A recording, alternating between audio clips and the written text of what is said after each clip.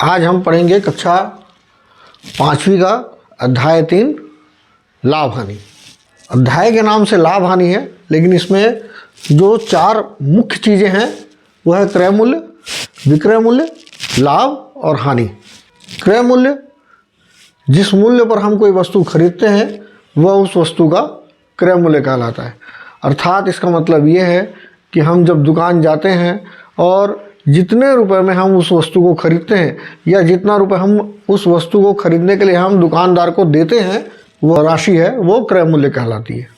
यदि उसी वस्तु को हम किसी और व्यक्ति को बेच दें, है ना, और जिस राशि पर हम बेचेंगे वो राशि वो विक्रय मूल्य कहलाती है।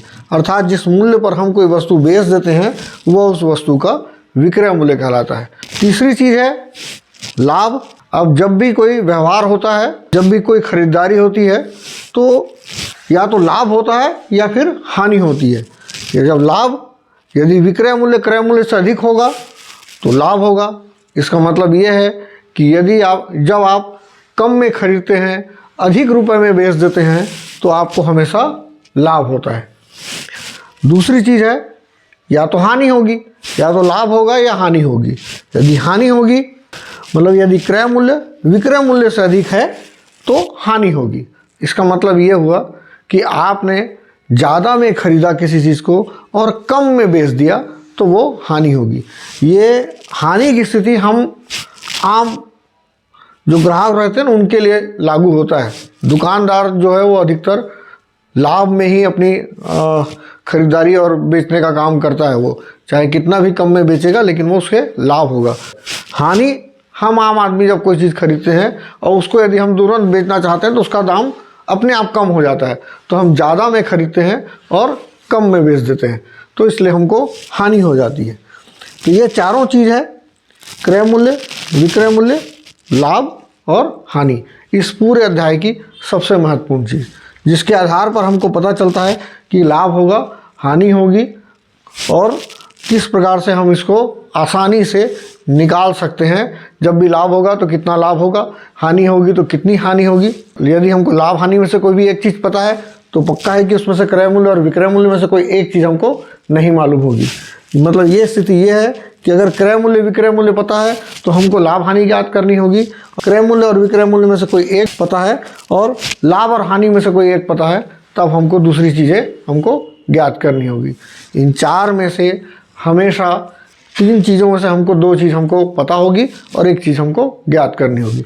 3 चीज़, जब क्रय मूल्य विक्रय मूल्य लाभ या क्रय मूल्य विक्रय मूल्य और हानि। इस पूरे खरीदी और बिक्री स्थिति में हमारे पास 2 स्थिति होती है, एक लाभ होने की स्थिति होती है या फिर हानि होने की स्थिति होती है। अगर लाभ होने की स्थिति होगी तब जो सूत्र हमको बताया जाता है वो विक्रय मूल्य बराबर है क्रय मूल्य धन लाभ। अब ये स्थिति कब है? चूँकि विक्रय मूल्य कब होता है? जब हम किसी वस्तु को जितने रुपए में खरीदते हैं उतने से थोड़े से अधिक में बेचते हैं। तो इसका मतलब हमने जितने रुपए में भी खरीदा है उसमें हम और अपने लाभ की राशि जोड़ दें यदि, तो वो विक्रय मूल्य हो जाता है। एक उदाहरण के लिए, है ना, कि मैंने 10 रुपये में अपने लिए पेन खरीदा है और उसको यदि मुझे किसी को बेचना पड़ गया और मैंने उसे 2 रुपये लाभ लेकर बेच दिया, मतलब 10 रुपये में खरीदा, 2 रुपये का लाभ ले लिया, तो 10 और धन 2 12। इसका मतलब है मैंने उसे 12 रुपये में बेचा है, तो विक्रय मूल्य कितना हो जाएगा? 12 रुपये हो जाएगा। अब हमको ये तो मालूम है कि हमने 12 रुपये में बेचा है, लेकिन हमको 2 रुपये का लाभ हुआ है। इसका मतलब ये है कि हमने 12 रुपये में बेचा, 2 रुपये का लाभ हुआ, तो 12 में से 2 घटाएंगे तो क्रय मूल्य आ जाएगा। सीधी सी बात है कि विक्रय मूल्य में चूंकि लाभ पहले से शामिल है, क्रय मूल्य धन लाभ पहले से शामिल है, तो उसमें से हम लाभ को हटा देंगे तो हमको क्रय मूल्य मालूम चल जाएगा।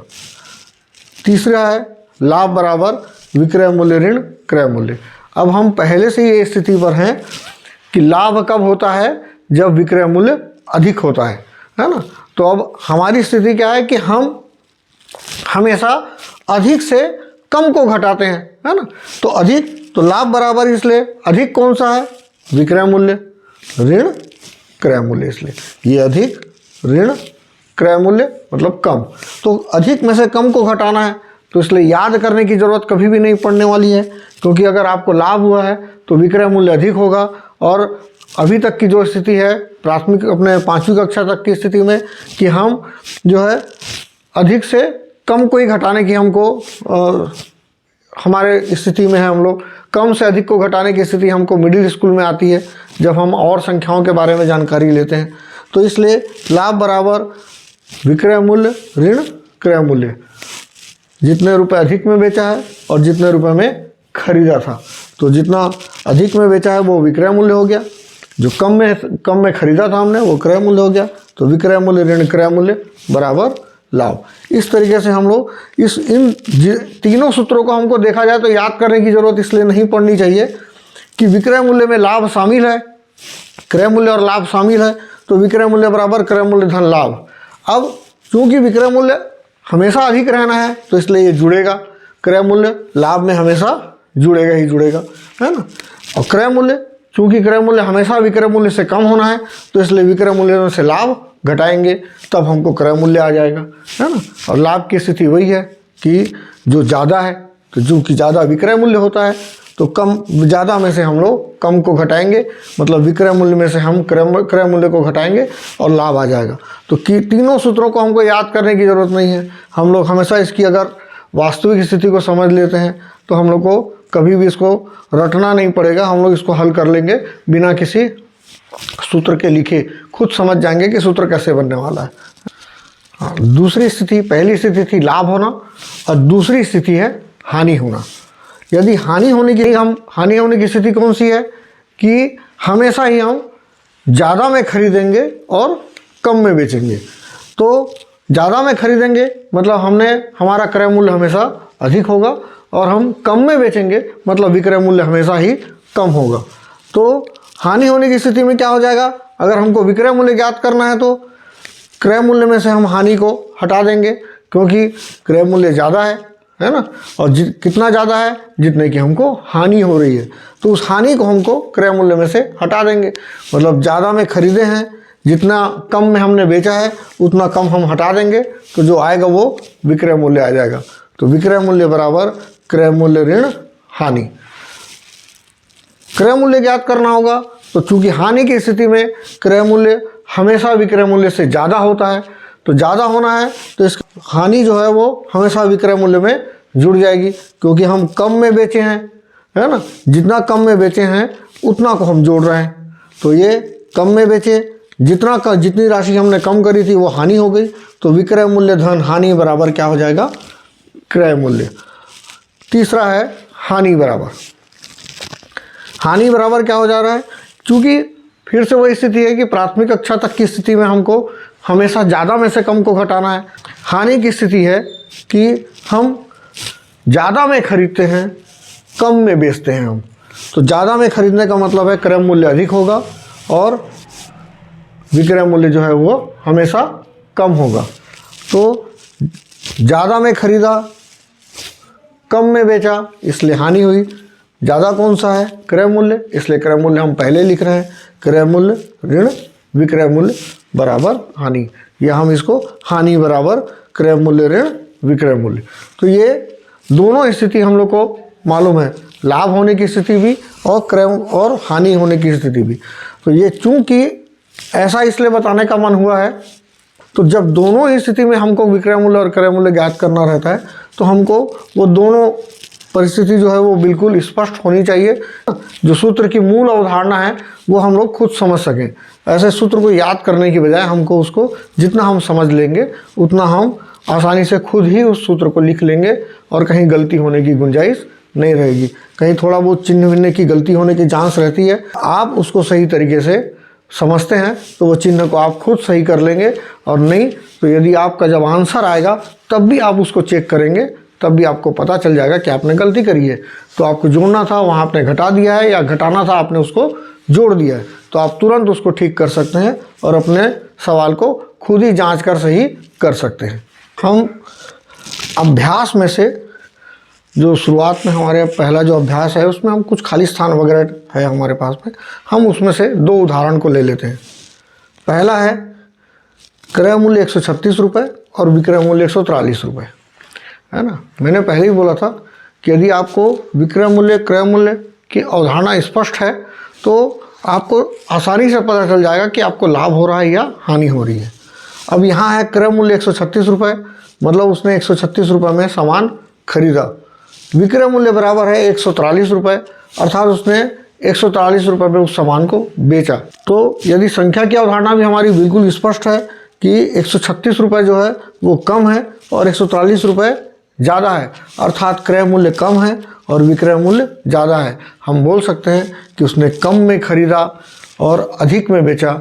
अधिक में बेचने की स्थिति होती है लाभ की स्थिति। तो लाभ बराबर, अब चूंकि लाभ बराबर विक्रय मूल्य अधिक होता है तो हम विक्रय मूल्य को पहले लिख लेंगे, विक्रय मूल्य ऋण क्रय मूल्य। विक्रय मूल्य कितना है 143 रुपये, ऋण क्रय मूल्य कितना है 136 रुपये। 143 रुपये में से 136 रुपये घटाना बिल्कुल आसान है, 7 रुपये आएगा, है ना। ये लाभ की स्थिति कि उसे 7 रुपये का पूरा लाभ हुआ है। अब दूसरे सवाल पर आते हैं। क्रय मूल्य है 452 रुपये, विक्रय मूल्य है 430 रुपये। अब यहाँ दिख रहा है कि क्रय मूल्य जो है वो ज़्यादा है और विक्रय मूल्य जो है वो कम है, मतलब उसने ज़्यादा में खरीदा, कम में बेच दिया। जब भी व्यक्ति किसी वस्तु को ज़्यादा में खरीदेगा और कम में बेचेगा तो हर बार उसे हानि होगी, है ना। और हानि की स्थिति में होगी तो हानि बराबर, अब फिर वही स्थिति है कि कौन ज़्यादा है, तो हमको दिखता है कि क्रय मूल्य यहाँ पर ज़्यादा है और हानि की स्थिति में क्रय मूल्य हमेशा ज़्यादा होता है। तो हानि बराबर क्रय मूल्य ऋण विक्रय मूल्य, मतलब ये ज़्यादा ऋण कम, तो क्रय मूल्य ऋण विक्रय मूल्य बराबर हानि। तो 452 रुपये ऋण 430 रुपये। अगर हम इसको घटाते हैं तो हमारा कितना आएगा 22 रुपये, मतलब उसे 22 रुपये की जो है वो हानि हो गई है। अगर ये घटाने में कोई समस्या आती है तो निश्चित रूप से हम इसे रफ कार्य में करके देख सकते हैं कि हमारे पास हमारा आंसर या उत्तर जो है वो कितना हो रहा है या कितने रुपए की हानि हो रही है। और कोशिश करिए कि हर बार उसको रफ कार्य में ज़रूर से ज़रूर लिखित रूप में करें, जिससे जब हम परीक्षा में बैठते हैं और परीक्षा का पेपर हल करते हैं तो ये जोड़ने घटाने की मामूली गलतियां हमसे नहीं होनी चाहिए।